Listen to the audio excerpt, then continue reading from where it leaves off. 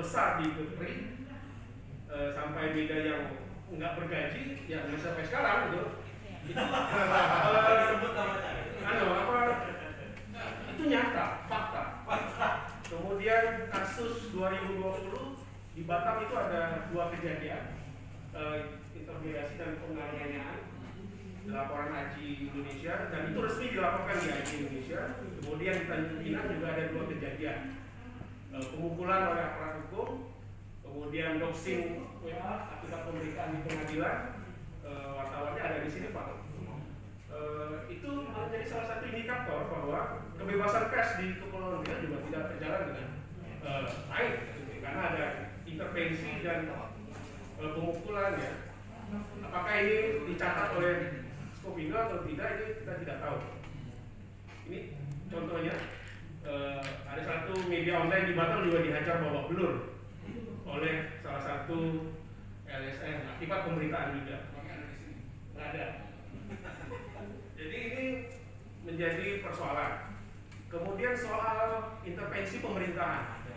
Ketika disebutkan dalam survei saya lihat dan saya baca, Pemprov atau pemerintah Pemda atau lembaga pemerintahan kurang melakukan intervensi, itu kan survei yang dilakukan, diwawancara adalah pihak yang bekerja sama dengan media.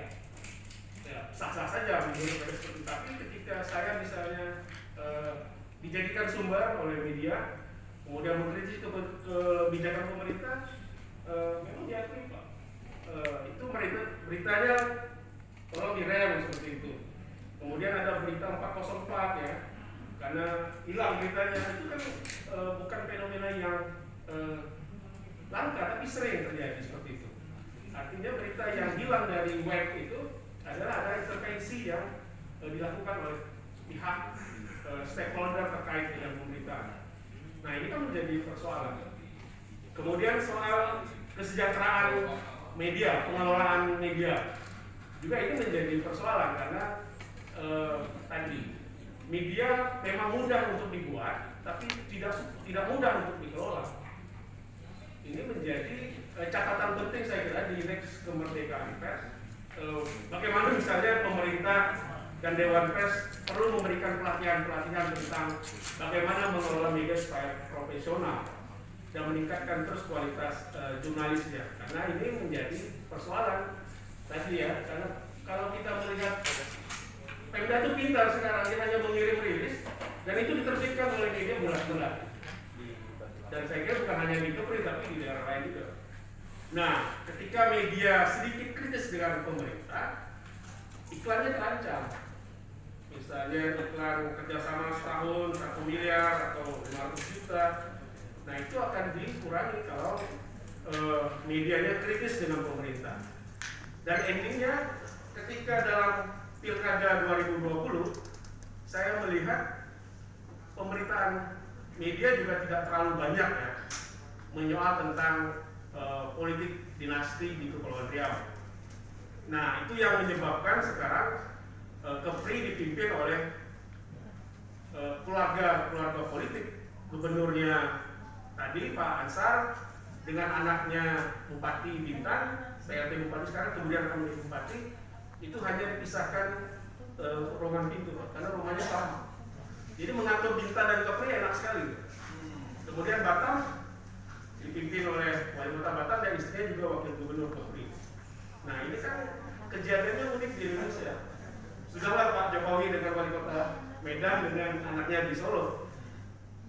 Mungkin Presiden dengan Bupati agak jauh ya. Tapi ini kalau Gubernur dengan Bupati dan Wali Kota sangat dekat sekali, bahkan satu kamar, dinasti. Ini kan memang sebenarnya harus kita kritisi lebih jauh. Karena tidak bisa pengelolaan daerah ini dengan mengandalkan model-model seperti itu yang menyebabkan kebijakan yang diambil akan tidak mengutamakan misalnya kajian-kajian serius ya tentang good governance atau pemerintahan yang bersih. Nah, ini kalau kita kritisi akan menjadi persoalan. Iklannya nggak cair. Kalau iklan nggak cair, wartawan tidak menjadi. Karena swasta di Kepulauan Riau sangat sedikit ya, seperti Jakarta. Kalau Tempo menghajar bisnis PCR sangat luar biasa ya, itu di akhir tahun 2021 itu meledak Tempo tidak pernah terpengaruh dengan APBN seperti itu. Tempo hidup dengan langganan majalah ya dan bisnis lainnya. Kalau media di Kepri saya kira sangat 80% dengan APBD. Memang APBD besar 17 hampir itu. Kalau saya batasi Bung Robi itu bukan berarti mau sensor ya. Jadi memang intinya beberapa poin yang saya catat adalah pemerintah masih masuk di ruang redaksi. Ini fakta dan saya alami itu dari 2004 sampai 2020. Kemudian pihak aparat keamanan masih terlalu masih nakal ya untuk menyentuh wartawan, memukul, dan itu fakta. Kemudian pengelolaan media juga mesti harus ditingkatkan. Ini juga introspeksi rekan-rekan media. Dan keempat adalah sisi pemberitaan yang saya kira masih harus juga ditingkatkan kualitas jurnalisnya. Karena rilis dari Pemda itu terlalu banyak dan hampir seragam beritanya. Jadi kalau baca grup berita, ya baca satu di grup sudah semua mewakili. Tapi ini yang penting dan mudah-mudahan kita tetap bangga Kepri Indeks Kemerdekaan Persnya nomor 1. Dan tadi kata Pak Ahmad, mudah-mudahan juga tidak terlalu jauh di 2022. Karena di survei sekarang dan satu kejadian mungkin nanti dicatat kasus liputan 6 atau liputan 6 yang dihajar sama pengawal Menteri Perhubungan itu menjadi catatan juga. Orang pusat yang malah membuat onar di daerah gitu. Bukan orang daerah, tapi orang pusat yang harus menjadi contoh bagaimana menjadi pelayan itu, tapi tidak. Iya. Ya. Itu yang menghajar mempiting liputan 6 aja. Oke, terima kasih Pak. Assalamualaikum warahmatullahi wabarakatuh. Waalaikumsalam warahmatullahi wabarakatuh. Ya, di Bappenas itu indeks demokrasi ya Pak ya, itu dilakukan tidak sekedar dengan mewawancarai para informan ahli, tapi memasuk ke dalam detail-detailnya gitu, untuk mengukur. Misalnya ada satu peristiwa yang dianggap bertentangan dengan demokrasi itu didalamin lagi. Nah, di Dewan Pers kita belum sampai ke sana. Yang kita lakukan adalah indeks kebebasan pers yang disusun berdasarkan persepsi. Persepsinya siapa? Persepsinya stakeholder.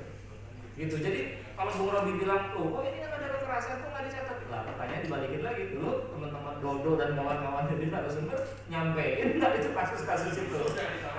Balik lagi ke situ.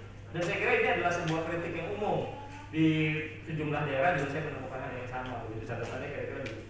Nah, nanti saya kira dari tahun-tahun akan kita perbaiki. Nah sedikit soal MOU tadi Bung Charles, saya kira harus diluruskan bahwa MOU Dewan Pers dengan kepolisian isinya adalah jika ada pelaporan dari masyarakat kepada polisi mengenai isi media, itu polisinya harus balikin ke Dewan Pers. Itu MOU-nya. Bukan kekerasan oleh polisi pada wartawan. Kekerasan kepada polisi oleh wartawan itu kriminal, udah clear, nggak ada ilmu-ilmuan. Gitu loh, bisa langsung diproses. Gitu. Kalau polisinya mau, gitu ya. Jadi nggak ada urusan. Kalau MOU itu soal gugatan kepada media harus mendapatkan Dewan Pers. Saya kira itu dari saya. Di kasusnya di Maluku, Provinsi Maluku di Sulawesi Tenggara, persis seperti itu. Mereka reaksinya seperti Bung Robi tadi. Kok kami bisa juara gitu? Kok bisa peringkat pertama? Ya makanya itu tadi saya sampaikan. Tahun berikutnya itu langsung pada berguguran seperti daun di musim kemarau gitu.